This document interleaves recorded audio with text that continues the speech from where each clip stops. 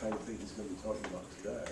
But he also is very famous for talking about the deadweight loss involved with holiday gift giving, and that was the first thing I ever heard about his research, which was really, really terrific.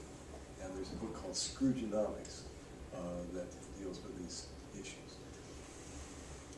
His talk today is based on some research that he's done with a former colleague at the Wharton School. Joe came here, though he grew up in this area. He came back here just a year ago to join the Carlson School faculty. The research he's talking about today is pop internationalism has a half century of world music trade displaced local culture. I assume the pop internationalism, I mean, it's obviously double entendre. Some of you may know Paul Krugman wrote a book about 20 years ago called Pop Internationalism, which was designed to ridicule popular elite opinion about what was going on in globalization. I don't know whether that's part of the reason you picked that title.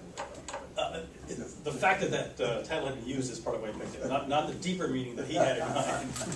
Well, welcome, Joel. It's great to have you here. And if you'd like to be interrupted while you present, please say that. If you want to wait until you're through to answer questions. No, I like interruptions as we go. Okay. And I mean, we're at the cusp where I feel like I should just be sitting down, but then I guess there's an audience at home, so maybe I should stand up. I don't know. For those watching at home who can't know how empty the stands are. All right, no thanks. It's nice to be here. And by the way, Scroogeonomics is now available in Japanese, German, and Italian. Something about the losers of World War II wanting to know about this. Anyways, okay. So. Yeah, this paper is part of a bigger project that I've been working on. It's trade and cultural products. But this was the first step. And I should note that if there are any trade economists in the room, this paper has been revised. We're about to actually have a new version that has no different meaning, but has some of the orthodoxies of trade economics done a little bit more elegantly. But it doesn't affect at all how we'll interpret what we talk about today. Anyway, so over the past half century, we've had lots of new technologies and channels of communication, things like TV, radio, the internet, MTV. They're not all technologies, some of them are channels of communication, that have made the cultural products of other countries more readily available in other countries. And that is, that's good news. I think we generally think about the opportunity to consume more different things as good news. But there is concern, I think, on the producer side about negative effects of U.S. domination. Let's just be blunt about it. It's not abstractly negative effects of foreign products. It's the U.S. That's what we're worried about, or that's what some folks around the world are worried about. And I think the images that come to mind are these frightening images of this sort. There's Britney Spears and the 50-foot woman. Who knows what's going to happen if we allow products to enter our borders. Now, the French maybe have taken the rhetorical lead in worrying about the ill effects of products from elsewhere. So cultural minister Jacques Toubon in the 90s said we must not let our souls be asphyxiated, our eyes blinded, our businesses enslaved. We want to breathe freely, breathe the air that is ours, the air that has nourished the culture of the world and that tomorrow is in danger of being lost to humanity. Let us mobilize for this battle of survival. Now, maybe that's Google Translate, I don't know, but I think he said something like that. Some kind of Gaulian understatement. It's good stuff, right? And then Mitterrand, said something pretty similar. Let us be on guard. If the spirit of Europe is no longer menaced by the great totalitarian machines that we've known how to resist, and may be more insidiously threatened by new masters, economies, mercantilism, the power of money, and to some extent technology. What's at issue is the cultural identity of nations, the right of each people to its own culture, the freedom to create and choose one's images. A society that relinquishes to others its means of representation is an enslaved society. Yeah, so, we're not talking about the Normandy invasion here, but we're talking about Britney Spears, we're talking about stuff like that. There's, there's a French cultural export asterisk, just to remind ourselves that the French engage in this too. Anyways, there is some reason, I guess, for this hysteria, in the sense that if you look at, in the context of music, if you look at who's really popular around the world, it does turn out that a great many of them, this is kind of a busy table, but it's meant to say that a great many of the artists who sort of appear across the world are U.S. in origin. Okay? This column here has the nationality of the artist, and what this shows is the number of countries in which this artist is showing up as Now, there are some debatable issues about where people are from. Avril Lavigne is from Canada, not the US, but she was first commercialized in the US. Although most of what we do, we take where people were born as opposed to where they're commercialized. But nevertheless, the only point here is to say, there's maybe some reason to be hysterical, in the sense that if you look around, a great many of the very popular music products are from the United States. I mean, if you're inclined to be hysterical about stuff like that. Now, if you did this in the 1960s, you would have been British. I promise we're getting there. Got a half century of data. So I'm going to show you the 60s, the 80s. I'm going to give you some surprises, but no music clips because I have purchased the copyright. I mean, the point is, trade is but I have to have a big, but here, in contrast to the possible hysteria. Trade is very much a two-way street. On the one hand, we might be concerned that the U.S. kind of crushes all commerce. On the other hand, linking countries together means not only the U.S. comes to you, but that you can possibly sell yourself in the U.S. And so it could possibly be that the small non-U.S. countries are selling more over time. And there are other kind of more sober motivations for this research. In general, trade economists would all say, well, we know services are important. We don't have a lot of research on trade and services, and so this is meant to participate in that growing discussion. And trade itself has growing importance, or services rather have growing importance in the economy. Okay, but this stuff actually matters for public policy. While we generally have sort of movements toward free trade, we do have exceptions, significant exceptions to free trade for cultural products, and we have for a long time. Going back to the GATT, allowing Europeans to place quotas on films, the cultural exception under the Uruguay round. The Europeans have huge subsidies to the audiovisual sector. I mean, they have restrictions on how much domestic content there has to be on radio, how much of television has to be local, and then there are literally subsidies in the movie sector. Roughly a third of the budgets for European films come from the government. So, it's a big deal, interventions in cultural markets that are, in contrast somewhat to free trade. Maybe some of you know more about this than I do, but there is a lot of this is enshrined into policy, if not law.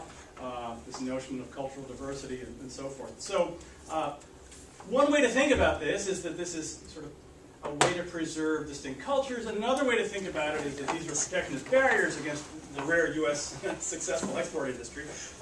But that's a topic we can return to, and a topic that may be more important in the context of movies than music. Okay, but the goal of this project is to provide facts, because there really aren't very many facts in this context. To provide some facts on trade and consumption of popular music since 1960. So we're going to try to paint a picture of essentially, how much income is accruing to each origin country from each destination country for popular music over the past half century. Now, data on trade and services is typically sketchy, but it's kind of hard to document because it's not like goods that when they flow across borders we can count them as easily. A lot of these things take the form of royalty payments, and so trade statistics often get them wrong or don't document them at all. So what we're going to do is not look at trade statistics, but instead we'll look at pop charts. So pop charts are sales in some destination country, but then we'll figure out where things are from by the identity of the artist. So we'll know something about the artist and where he or she or his or her band is formed, or where they're from. So that way we'll be able to paint a picture of literally trade in these cultural products based on pop charts. All right, and the kinds of questions we'll address are the following. Well, who buys whose music? I mean, which countries buy the music of which other countries? What roles do language and geography play in the trade flows, which are, by the way, sort of standard explanatory variables in studies of goods trade? So let's look at those for cultural goods as well. What's the extent of home bias? That is, the preference for domestic as opposed to foreign stuff in this context. And then, how have all these changed over time? As I say, one of the interesting things here is we have a half a century of data. And this is a period when a lot of things have changed. As I said in the first slide, there's been a reduction in the cost of sort of moving things from one place to another. So if you thought that there was a danger of domination by some particular country, now would be the time when domination would be all the much more easy. All right, so how have all these changed as technological change has made trade more nearly frictionless? And generally, is the U.S. disproportionate? What does that even mean? Has it grown more so? Okay. Yeah. Are you going to look at prices So we don't have any information about prices. I mean, the other thing, though, even if you did, it tends to be the case that, within a country, every product has the same price. I mean, albums, there isn't much variation in the prices. But what about domestic prices of domestic music versus foreign music? Well, so again, we don't observe it, but I think even if we did, what we would see is that there's no difference, right? If you go to the record store, if we're talking about albums, there's no difference in the price of an album. Because a foreign album to us is an album released by a U.S. label, licensed from its original, it originally was released in the UK, but there's a U.S.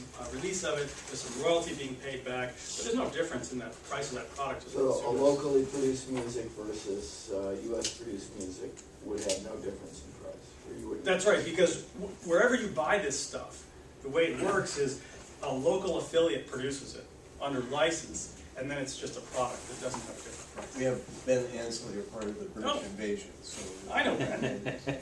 Well, here's where I expose my lack of knowledge of the American chart scene. But this is just albums, correct? Well, Because actually, with singles, this airplay is going to be bands, singles. This is going to be singles. So, I mean, Yeah. the point is, if I had prices, singles are a little bit funny because between about 1985 and about 2000, singles aren't a big deal. And so charts actually, I was going to come to this, but I'll talk about it for a second. Now, these are actually going to be singles charts, which used to be based on single sales. Then they were based on a mixture of single sales and airplay. And the weights have changed a bit over time, the extent to which they're based on one or the other. Of course, the single is, again, a vital commercial medium since 2003.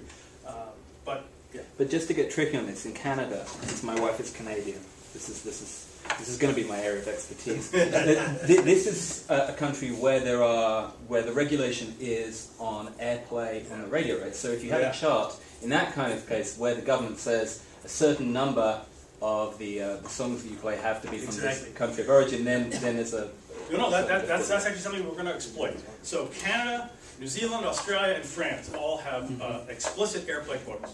And so when we get to the end and start to, well, not quite the end, but toward the end, as we talk about changes over time, one of the possible explanations of what's going on is going to be regulatory, and specifically those kinds of quotas that exist in those of the sample countries. Oh, yeah. In some sense, not that I'm a believer in the cultural hysteria, but a lot, That's of the, okay. but a lot of the cultural hysteria is about isomorphism, right? So it's not so much that it's the US artists who are taking Right. over as much as U.S. genres. US genres or US tropes that are taking over. No, that's right. So, for example, in France, there are Algerian rappers. How do you think about that? Right. You know, what is it? And I'm going to take the view that it's French. But no, I mean, so, but there's a sort of, at the end, I should come back to this just to say there is this deep point about genres and so forth, and if you think, I mean, so I've talked to music people who say, well, truth is, all music originates in Africa, and so there's really only one style, and so there's nothing happening, and at some level it's right?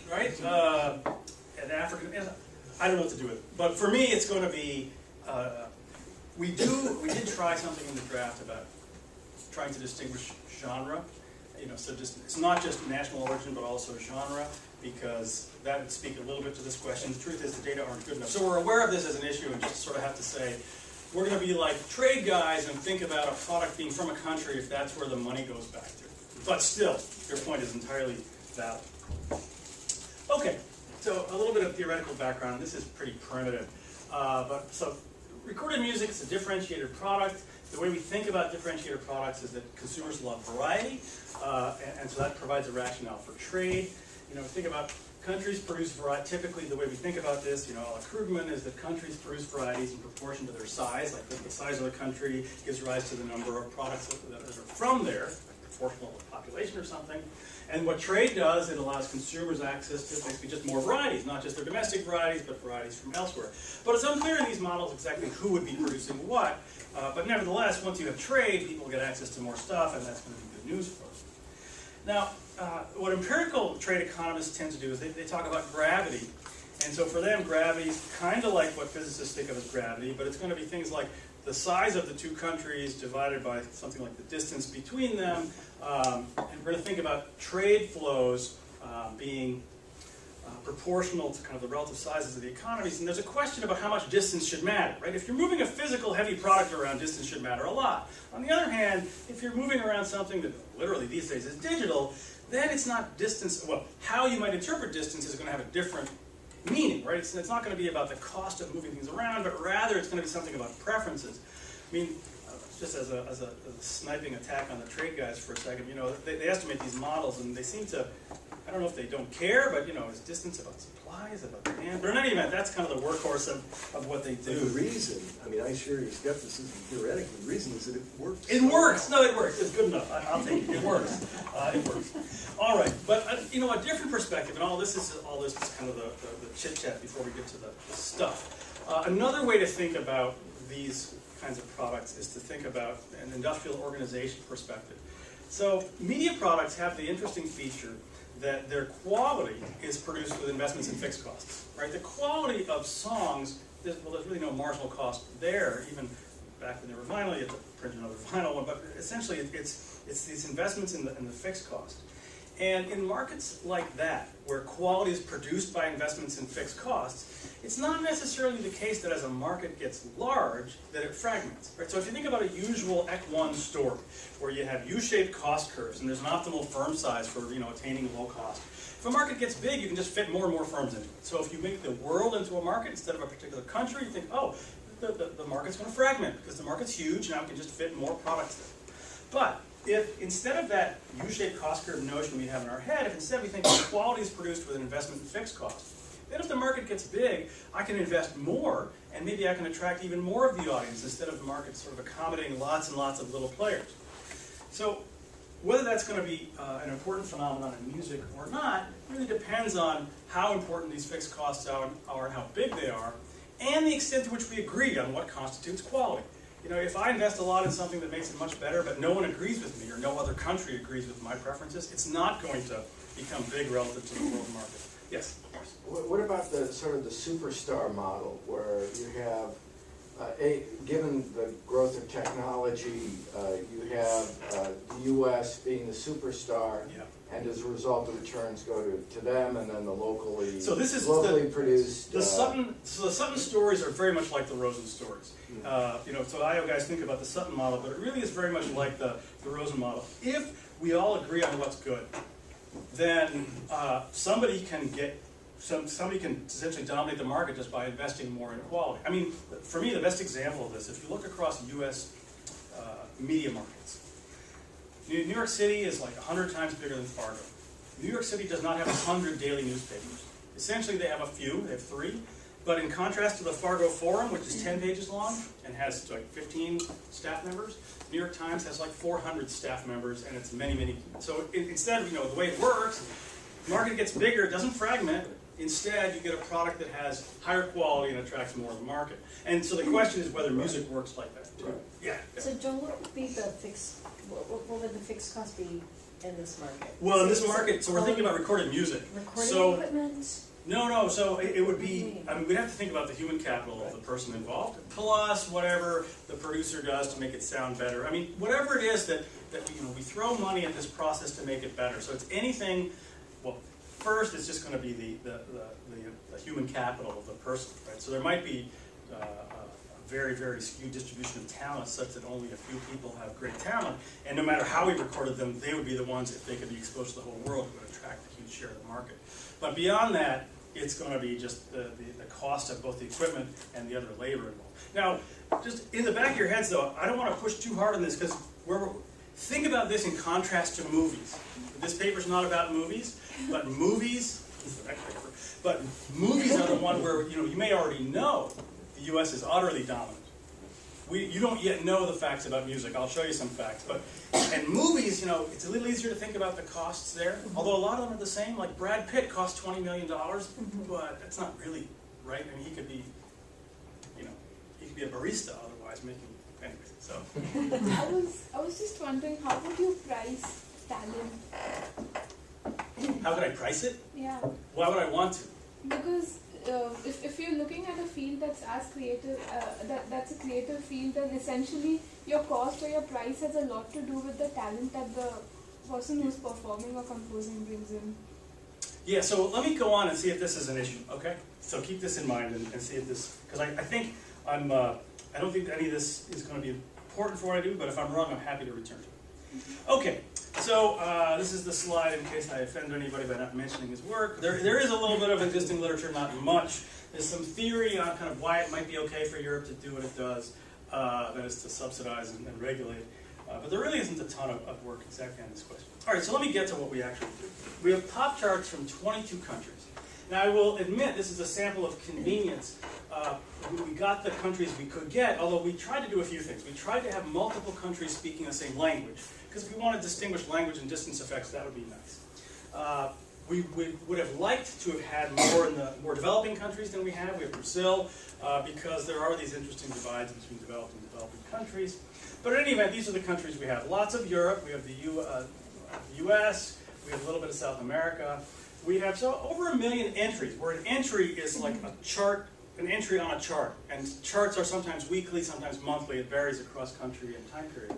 So about 1 million entries, 68,000 distinct songs, 23,000 distinct artists. They're major music markets. I forget, we may say somewhere what fraction of the world market this accounts for. It's a very high fraction of the world market, although we're missing China and India, so we're missing some population, some parts of the world. And you know, this is not in proportion to how much work. There was a lot of work to actually figure out where the artists were from, so we can thank some unnamed students who did a lot of work. All right, so the data we have. This is countries, this is the number of chart entries, and then this is kind of how we have the data for different time periods. There's nothing interesting here. Again, it just says that for some countries, in many cases we had weekly charts, but in some cases the charts were available at different frequency, and so you know a little bit about how the sausage got made. And this just tells you, so we don't have all 50 years for all 22 countries. So this just tells you which countries, or rather which time periods we have and sort of at what length of chart in different places. See, one of the challenges is, suppose you have a top 50 by week in one country and a top 20 by month in another country. You know, we don't want to mistakenly attribute to how many entries you have something, you know, so what we do is we translate everything into annual terms by, well, I'm getting a little bit ahead of myself, but we make things comparable across countries by essentially producing a top 100 or so annually for every country. And given what we know about the difference between the sales of the first, second, third, and 101st, we're not missing very much. All right, so this is what that's about. So we don't observe sales. We wish we observed sales by product, but we observe instead the rank. And so we have some fragmentary data from somewhere on sales of music. And we can verify that it's distributed essentially Pareto with a parameter of 1. And given that, so under the assumption that that evidence provides, we can translate rank data into pseudo sales data. Just essentially, it's 1 over the rank is proportional to sales. Okay, so that's what we do. And we did some sensitivity analysis about that to see if it's responsible for much. It doesn't seem to. But the end product is data on the volume of music from country I consumed in country J in year T, right, for essentially 50 years in 20 countries. All right, so what are we going to talk about? Some cross-sectional evidence, some time series evidence, and then some attempted explanations. So the first question in the cross-section, that's cross-country evidence, is just this question of proportionality. How does each repertoire's share compare with its GDP share? So a repertoire is the music from some country, and how does it compare with, say, the GDP from that country, or the GDP from that country divided by the world GDP. And we can do it both for consumption or for trade. The distinction being, trade is literally the stuff that moves across borders, where consumption also includes the domestic consumption of the product. So the question we're asking is a question like this. Is the French share the same in France as it is in Belgium? If consumption were proportional, it would be. Now, I don't think that's a plausible benchmark, but that's the benchmark we're just going to use to look at the data. And is it equal? That is the French share of consumption in France equal to the French share of consumption in Belgium? And is it also equal to the French share of GDP? So here's a picture. Actually, the picture is better than the table, but this is a table that shows for each of these countries. It shows, well, what share of GDP does Argentina have? What share of sales? What share of trade? And what's the home share, the share of Argentinian consumption that is domestic product? Okay, so that's what's in this table. What I take away from this table, apart from the fact that the font is too small, a couple things. One is the U.S. is a large country. You see that because U.S. is 40% of GDP among these sample countries. We see that Japan, actually, and the U.S. as well, buy a lot of music and a lot of their own music. That is, a vast majority of the consumption there is domestic products. So we're not very outward looking in the US. Is that a hand? Yeah, okay. For home share, shouldn't we be looking at the percentage of trade as a percentage of GDP? And so how much from any other goods, how much do we consume of our domestic product versus how much do we import? Well, what How we're does that compare?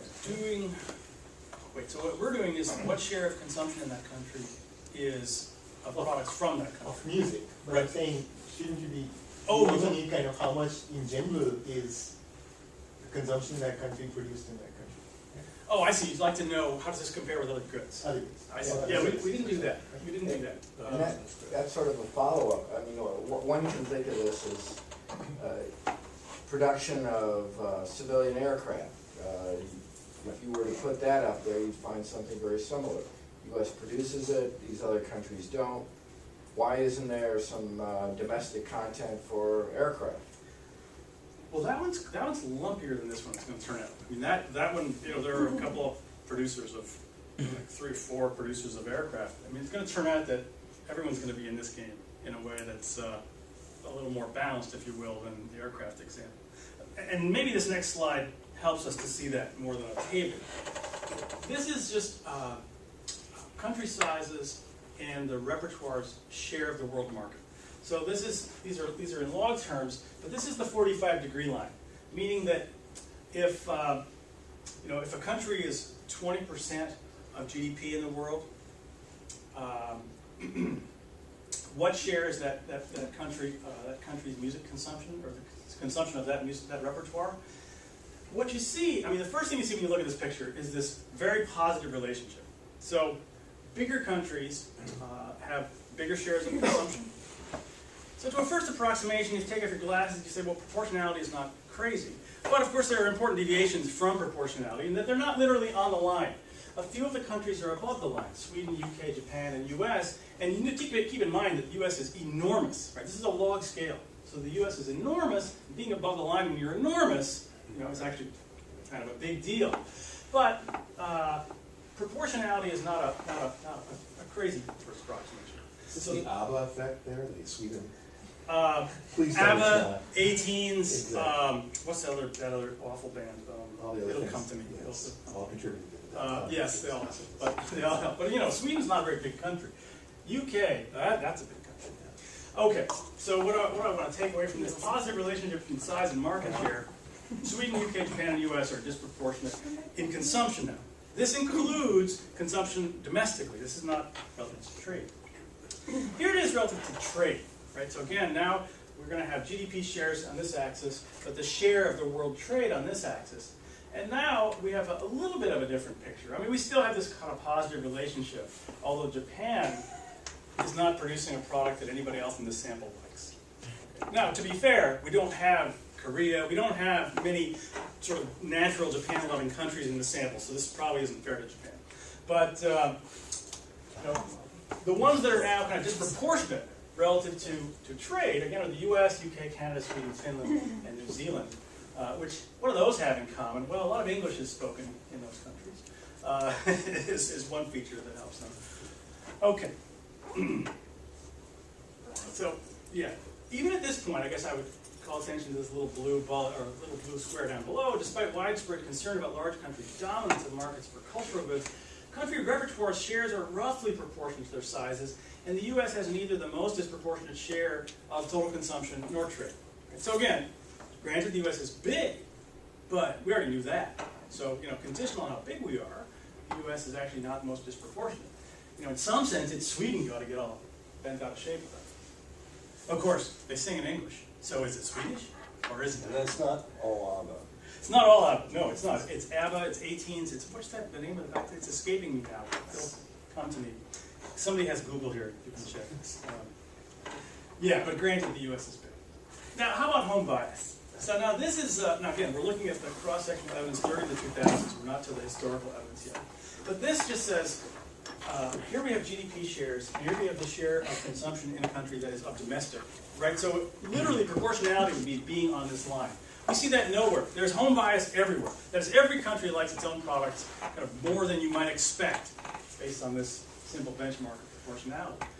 The U.S., is again big and has home bias, but in some ways the home bias, is, proportionally speaking, is bigger in many other places than it is in the U.S. Still, home bias is kind of interesting because we're not, again, talking about a product that's hard to ship, especially in this period. So it must be something about preferences for information or something else. But this kind of home bias is not unique to this context at all. I mean, you see it in all kinds of goods where people study it. Joe, sorry, I'm still trying to understand the home bias, right? So why are we comparing the share of the country's GDP and world GDP to the share of music consumed in that country that comes from domestic? That doesn't... Well, here's what I'm thinking.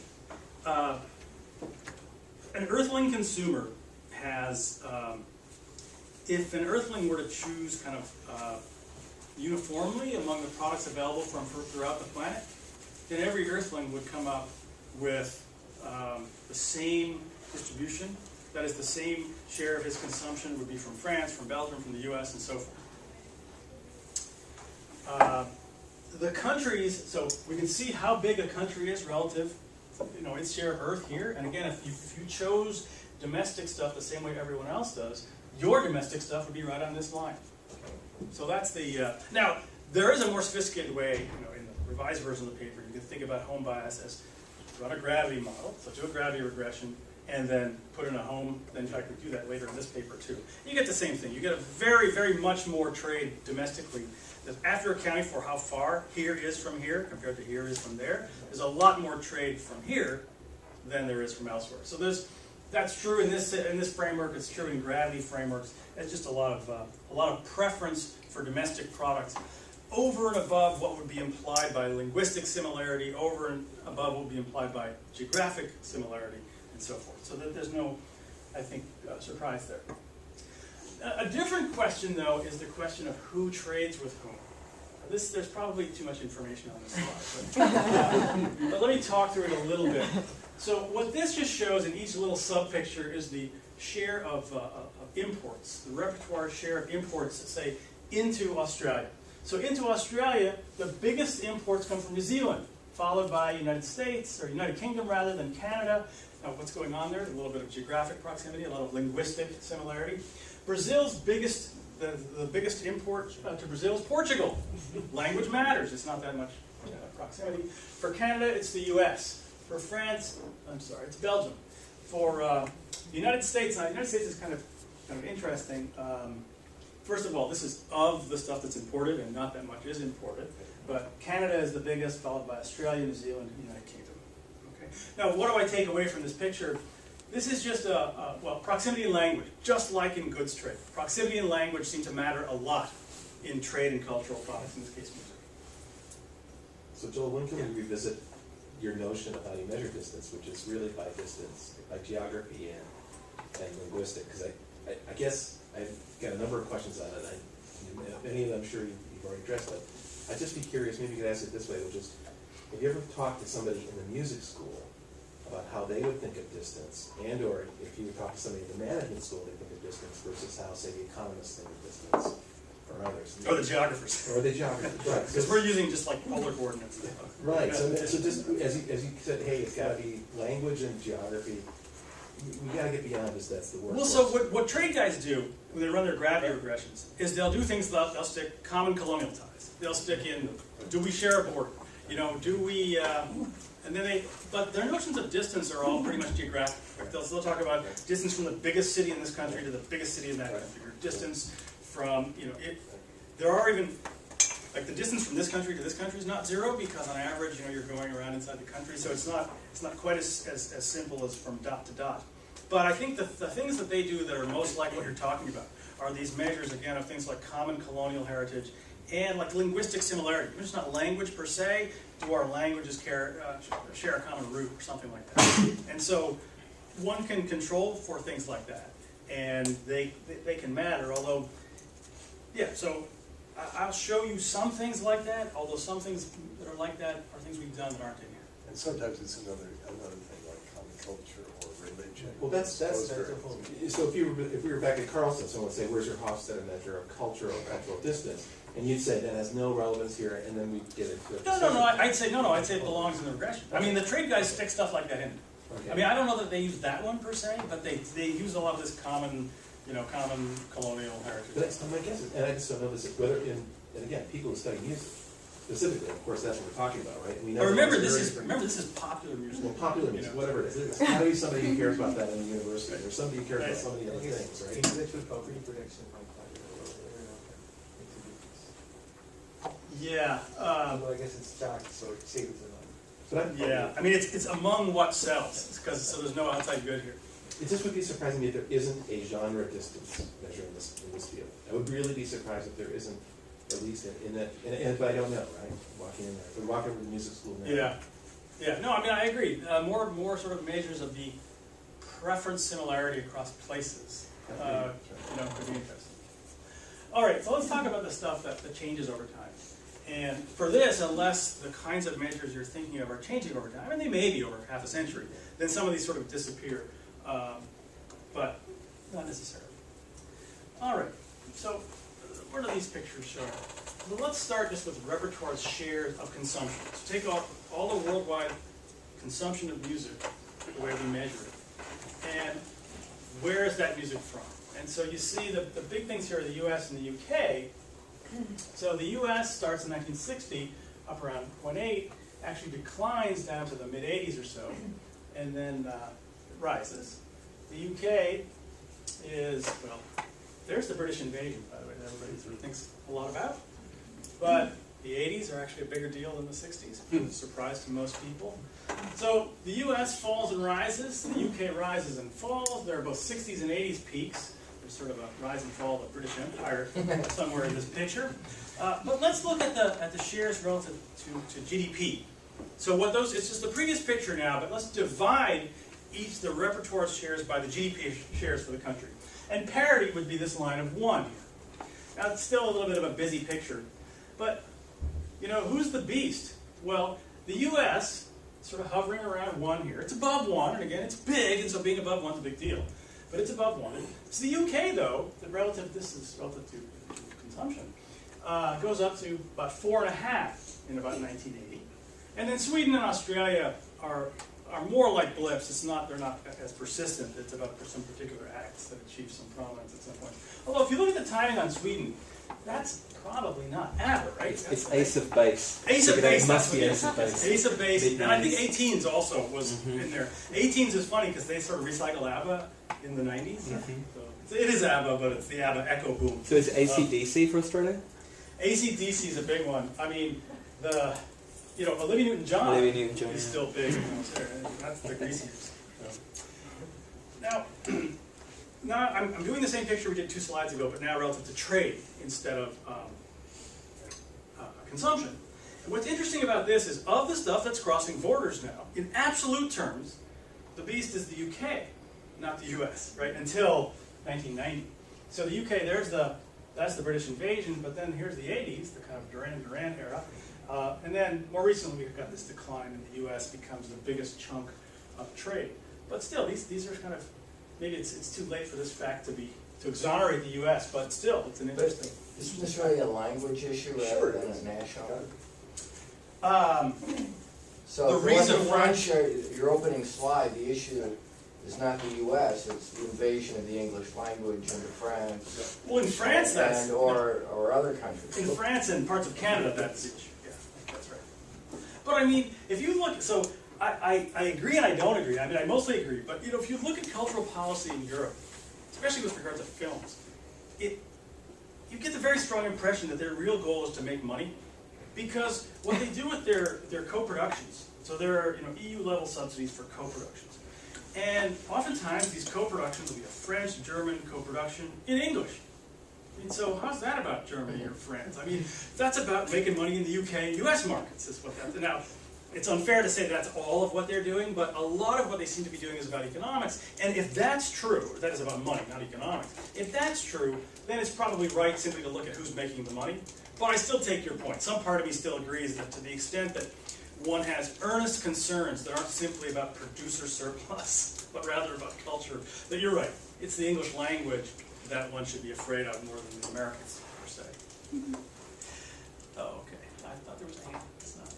All right, here, though, it is, again, now, this is trade relative to GDP. this is another opportunity to see the dominance of the UK. And what's interesting here is that the US is actually below parity, right? Among stuff that's, because remember the US buys a lot of its own stuff. Take US purchases of its own stuff out of the discussion, and now, as a share of world trade, the US is actually not that big. It's below, it's below its GDP share. So, again, I agree the US is big, but this is an interesting, and to me, a sort of surprising fact. Okay, now let's talk a little bit about home bias, and maybe, I don't know if home bias is the best word to use for this, but remember the backdrop for all this is in the past half century we've had these improvements in communication technology, and so you might think that that sort of domestic shares would begin to go down everywhere, perhaps but the US. And what's sort of interesting is that if I just put this slide up to about 1980, even up to about 90, and those quotes from the French were early 90s quotes. You might have thought, oh my gosh, there is this reduction in preferences for domestic content everywhere, and so maybe it was cause for alarm. Oh no, as it turns out though, the last 25 years or so have been a period of increased preference for domestic content, averaging across countries. There's been this big rebound since the mid-80s. This kind of reminds me of, was it Richard Freeman who wrote a book called The Overeducated American, and then everything changed the next year. So one might have written a book called Beware the 50-Foot Woman. But here we are. Okay, so these are simple averages. This is. Yes, this is a simple average of the share of consumption, averaging across all countries that's domestic. So this is, So it's not, home bias is really the wrong word. It's really the share of consumption that's domestic. And just to clarify again, you're saying whether something is domestic based on the origin of the singer? Yes. The artist? The artist. Okay, thank you. That's right, that's right. So we had to look through all, these lists of artists and read their biographies and decide. So the Brazilians who've been living in the US for 20 years, they're still Brazilian? They're still Brazil. Okay. Yeah, I mean the ones that are tougher are the ones who first got commercialized somewhere other than their home country. Mm-hmm. But I think in this version we still, they're not quantitatively important. So we just wherever they're born is what we call them. Could that be because of who's buying music though? I'm just curious sort of if it's an aging demographic that, I mean my parents buy CDs and I don't.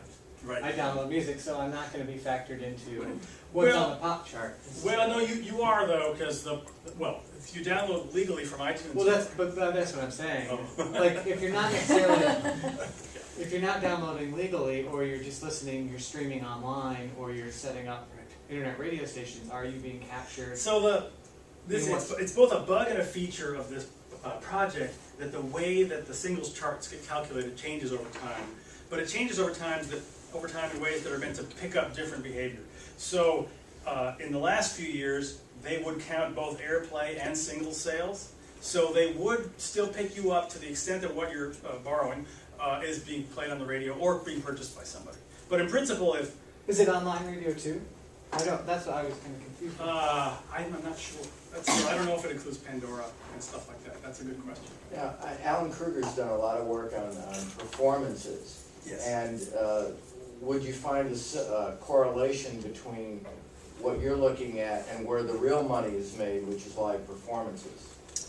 I think we're going to see some evidence related to that soon. Although that stuff he's talking about doesn't kick in until after 2000. But so you have the decline of making any money in either CDs or records, and then the skyrocketing growth of live performances.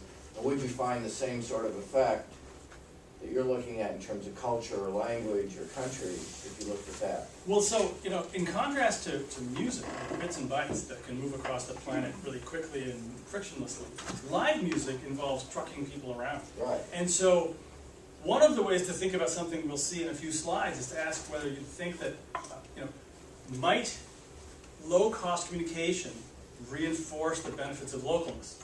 And if your real business is selling selling live music rather, then it's easy to imagine that the ability to market my free complement, that is recorded music, might stimulate demand for the appropriable product. And so hold that thought. I have something that I think speaks to that in a few slides. I just spoke about it. But okay, gravity equations. There's nothing here that you didn't get out of the pictures, but this is the sciencey thing you can talk about. But these are, I mean, there's really not much to say. You've already seen linguistic and home bias stuff, so I don't even think I want to dwell on this slide, except to show you that I did it. Okay. This is, if you get the home bias out of the gravity framework instead of getting the home bias directly out of the share of consumption that's from local products, you get this very similar looking picture.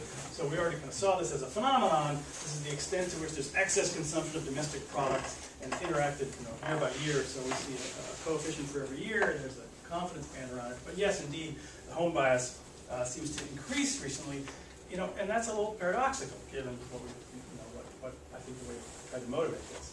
All right, so why is home bias rising? And so here we're going to dig around for possible explanations. And three things I want to think about are MTV, the internet, and quotas, the regulatory stuff. Now, when I first started this, I kind of thought of MTV as a monolithic entity. It appeared in the early 80s, and it kind of made the same stuff available everywhere. But a little bit of digging made clear that that's not at all what MTV is like. MTV has splintered over time to be a separate product in every country. So here is 1980. Now Canada isn't MTV; it's Much Music. So, but other than that, these are all MTV subsidiaries, and this is the year in which they came online. Brazil gets one in '89, Netherlands, then Australia, Germany, Italy, UK, France, Belgium, Portugal. This is Sweden, Norway, Denmark, Finland, New Zealand, Australia. In some cases there had been, well, in many of these cases there would be a regional MTV that covered a bunch of countries, and then a few years later you get a country-specific MTV. The point is, though, that MTV is not just a monolithic entity. There are a bunch of different MTVs that seem to play some local music in these places. So that's one interesting feature about MTV. There's some different MTV logos. Aren't those pretty? Okay, now here, what's going on? Now, by the way, I'll come back and try to see if these things are related to the growth in home bias, since I can observe that country by country, but I just want to set the stage. Now, what about the internet? How should we think about the internet? Well, it's one of these universal right-hand side variables. You could tell pretty compelling sounding stories either way. On the one hand, it's this pipe that allows Britney Spears to come to your country and crush you.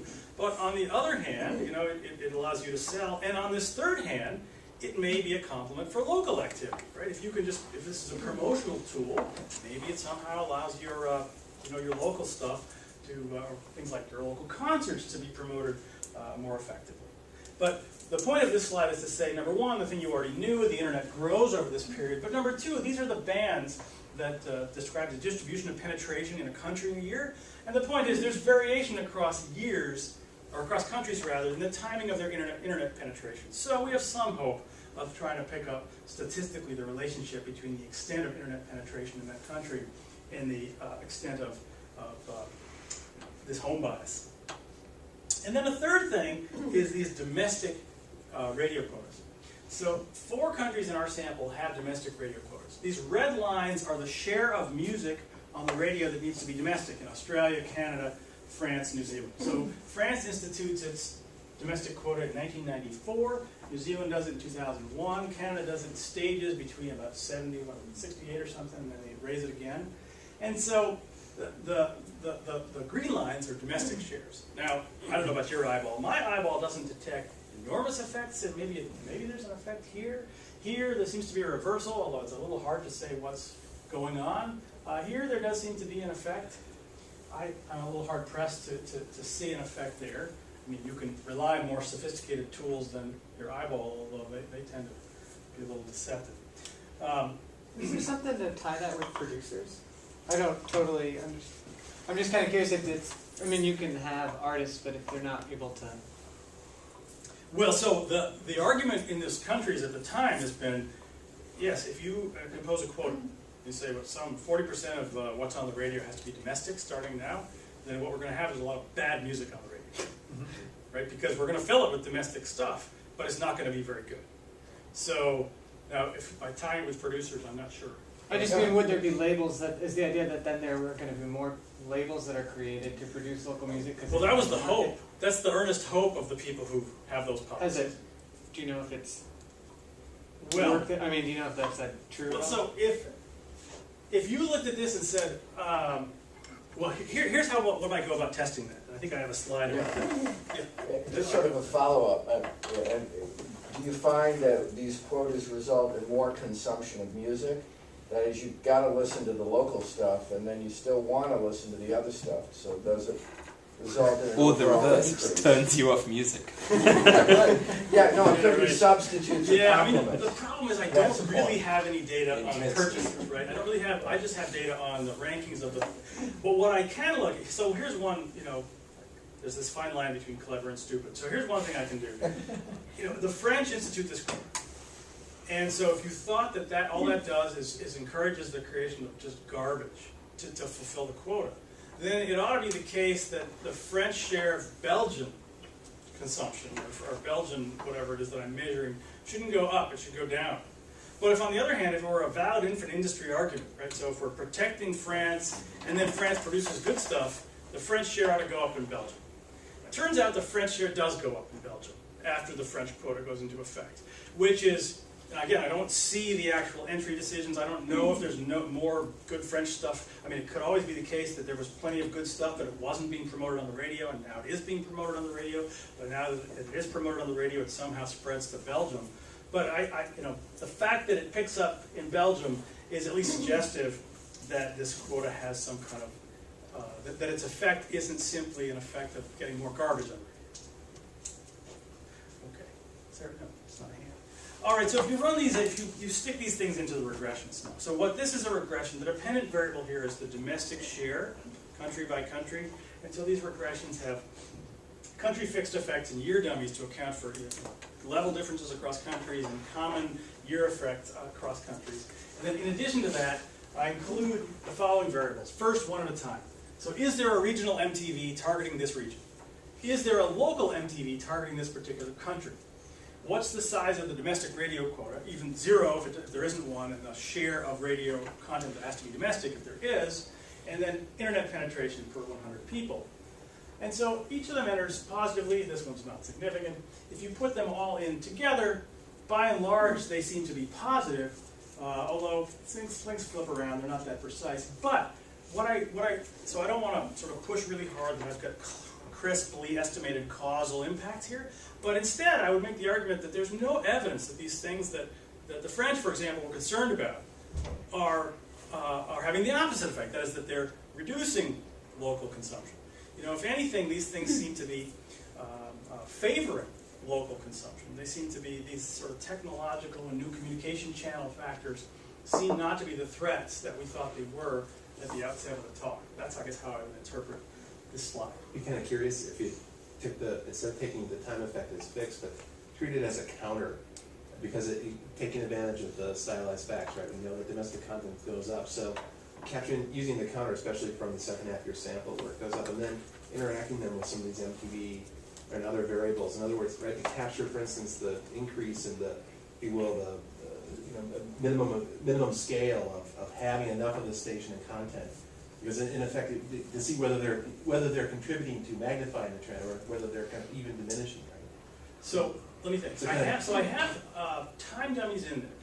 So I don't have place-specific time impact. So I'm trying to. So I'm just thinking about forget about the time dummies, or you could think of interacting the time dummies with some of those variables. But I guess it's taking advantage of the what we know about the data, which is especially the second half of the data, which is increasing domestic share. And it's trying to parse out the contributions which might actually be more important as that domestic share increase reveals itself, right? So so the MTV increases with time, and the interesting question would be, we know, how does MTV proliferation of it across the world or across these different places? How does it either slow this time trend or does it magnify this time trend? Well, so I think what this is telling me, since I have arbitrary time effects in there, so the overall pattern, to the extent that it's common across countries, is being captured by the time dummies. And so over and above that, the question is, how much additional increase do you get in this domestic share in the period in which when MTV is there versus when it wasn't there? And so that's the additional 0.12, or in this case, 1.26. That's what this is. It's the additional domestic consumption, after accounting for common time effects and level effects that differ across country, when you have these things versus when you didn't. Because they turn on and then they were zero and then they turn on in this last period. Yeah. So do we have any sense for the size of the music market in these countries? I know you don't have the size in here, but I have, because the story in the back of my head is one where as these markets become bigger, there's a kind of increasing pressure for localization, right? So sort of the classic international story where you start by going abroad and you have this one product that you sell everywhere, then over time you start to address local tastes and develop local markets, right? And that sounds like what's going on here, where you're starting to develop local markets. It may not be linked to the size of the market, but you know. I mean, the other, I think this is penetration alone is not. I agree there's probably an interesting explanation there, but there has to be something else going on. You know what I suspect is going on, I think this is very much like what you're saying. What's going on recently is there have been, and it's not really being measured here, and maybe internet's related to it, but there have been these big reductions in the cost of bringing things to market. And so what could be going on is that now, since there are different talents and tastes around the world, but now it's cheaper to bring things to market, maybe we're finding that more local product is finding its way to market in different places. And so that's what is kind of bringing about sort of a renaissance in domestic consumption. I mean, so nothing in this progression really directly measures that, maybe internet penetration, but that's not really how I had it, how I thought about it. I thought of it as a communication channel as opposed to a supply side factor. Okay. So yeah, this is the slide, this little aside on French affirmative action, which I already talked about. This is, right, so this is the French quota, and this is the French share in Belgium.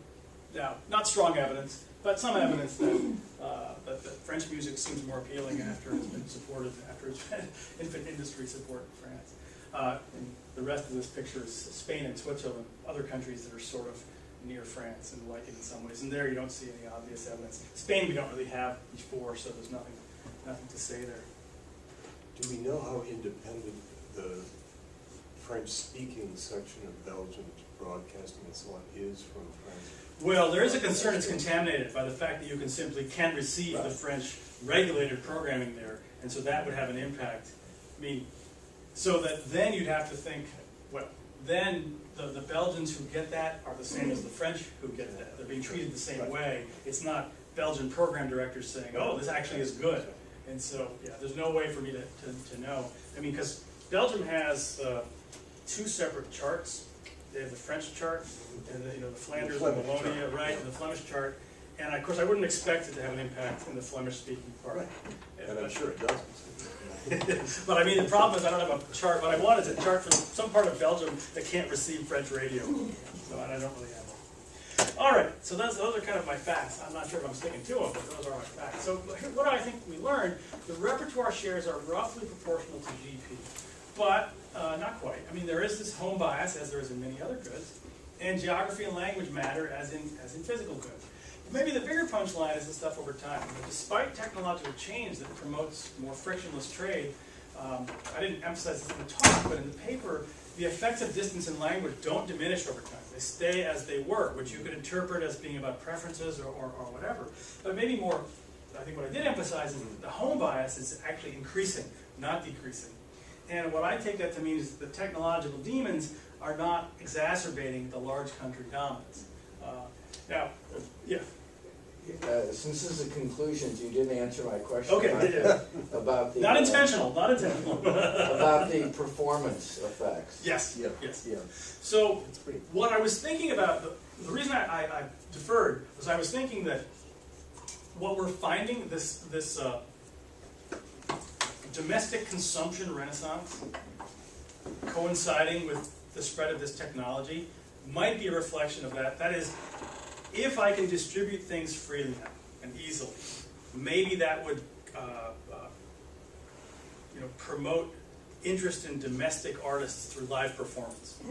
So in the literature on the internet, the big question there is the internet a substitute or a complement for stuff? And right, so the first thought was, well, the internet is going to be a substitute, and so land prices will become the same everywhere, and people can live in Alaska and so forth. And that doesn't seem to have happened. Instead, it seems that the internet turns out to be a complement for lots of agglomeration activity, and it very well might be a complement in this sense too, because if if I can give away music anywhere, the truth is the only place people will take it up is where they can come see me. And I'm still a physical entity that is costly to move around, the carbon footprint and so forth. And so the sense in which I thought it was relevant to the stuff we just talked about was that it could be that this recent renaissance, even the spread of the internet, having a positive impact on domestic, might be about that. That is the complementary relationship between giving stuff away for free and then selling of this physical, appropriable concert activity. Okay. I can show you evidence about movies, but I don't think I want to do that. Just except to say, movies are different. Movies, instead of being proportional, it's much more U.S. dominance. And when I think about why that might be so, I think it's because the costs there are much larger. The endogenous sunk cost story is even more compelling there.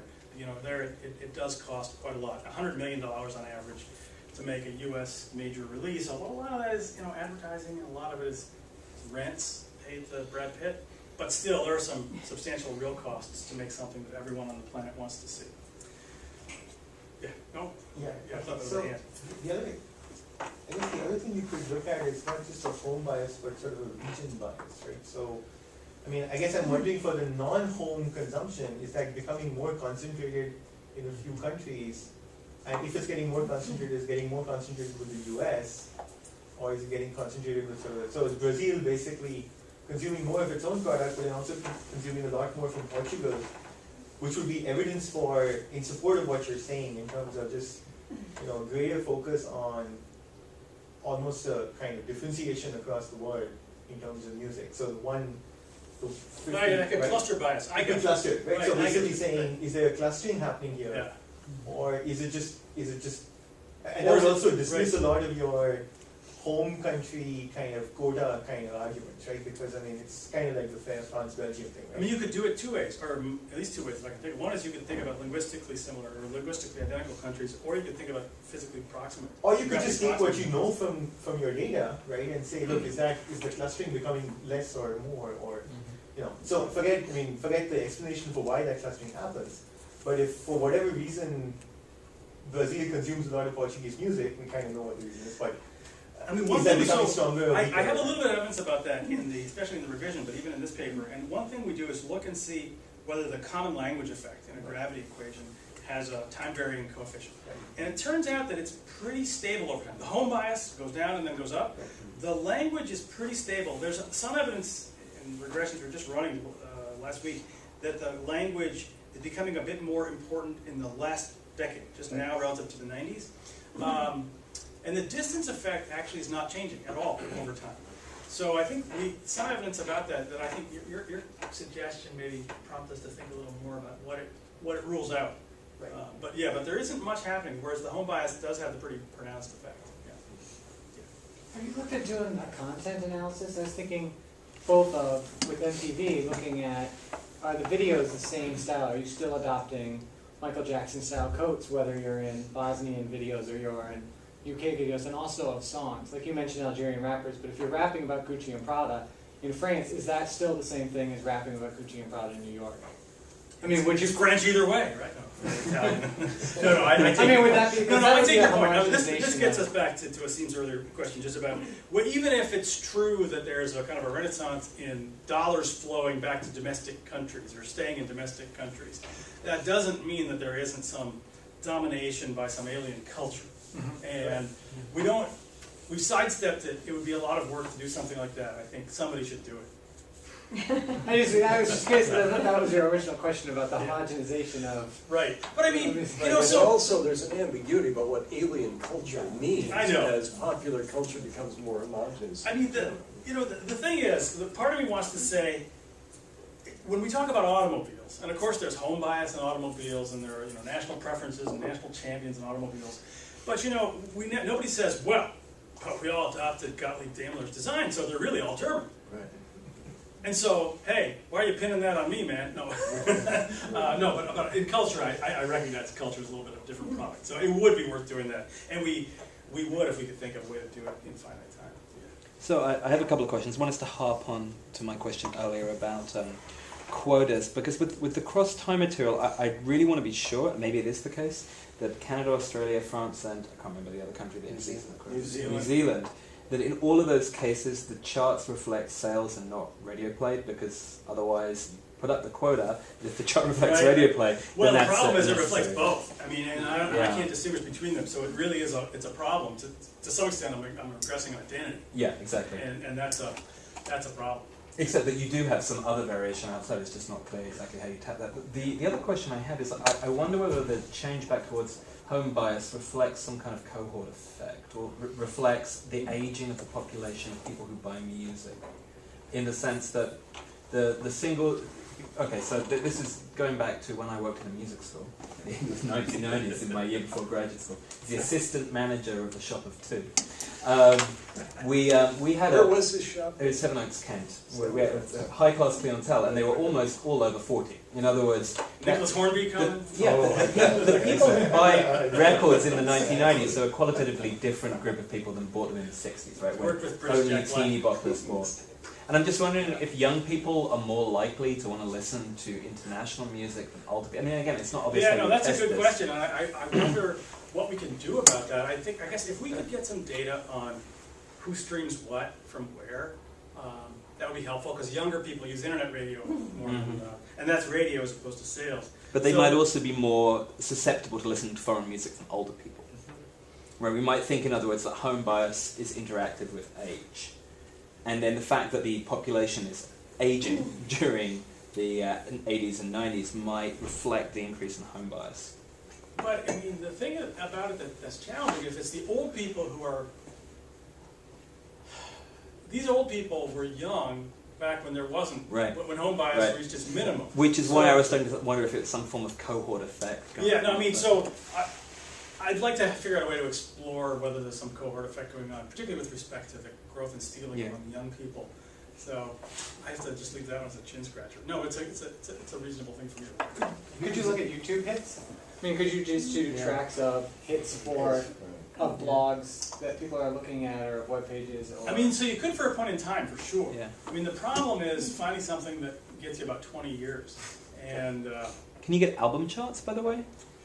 there are some album charts, and those are probably geared to older people, I mean, Yeah. for sure. And they're probably not airplay. So, Yeah, almost. I mean, I can definitely get back to 85 in the US, the top 200, the Billboard 200 is available by week. That might help. The problem is just the US, but it's a thought. Do you have the age of the artist? That's pretty easy. I do, in a different data set. Unless they lie. So that's a good, gotcha. So the question is, are Yeah. the, So yeah, old people listen to their old music, so they're aging artists. actually, I mean, by the way, since Napster, major label recording artists are getting older, just because major labels are lazy, right? And but no, but that's doable. That's doable. That would be a good way to do that. Yeah. Joel, I know you've been involved in online music issues with the industry, and I'm just curious if you've had a chance to present this to people in the industry and or people involved in the regulations side and hear what their responses are. Well, I presented this stuff to some folks in Washington, the FCC, and I also presented it to this Curb Center. So Curb Records, its founder runs a center in Washington. So I presented it to them, and I kind of saw their reactions, but I don't really know what they think. So I don't know what to tell you. And I presented it, so what's Carol Balassa, is that her name? Used to be a trade representative. So she had me to, or she was there in Paris at the OECD. So I thought the French would be particularly annoyed by this, and I did present it to the French, and they didn't say anything. Well, you show that domestic content kind of works, right? what you say? Well, you could take that away. I don't think it's the strongest bit of evidence there, but I mean, my takeaway is like, why are you, stop worrying, right? Right, that's exactly. Don't worry. But that's not what they want to hear right now, because they're as worried as ever. And in movies, they have every reason to be worried. Or no less reason. Okay, thank you very much. Well,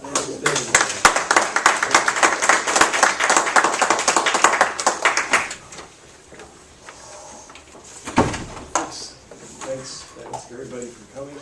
In 2 weeks' time, Ruth Akenechi from the law school will be speaking on some very interesting subjects in indigenous intellectual property.